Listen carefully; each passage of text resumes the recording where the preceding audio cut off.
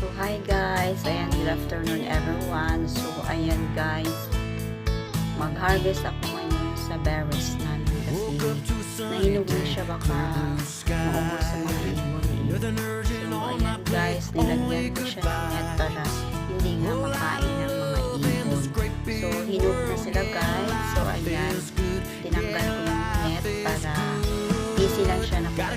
Tapos, kinuha ko na lahat yan.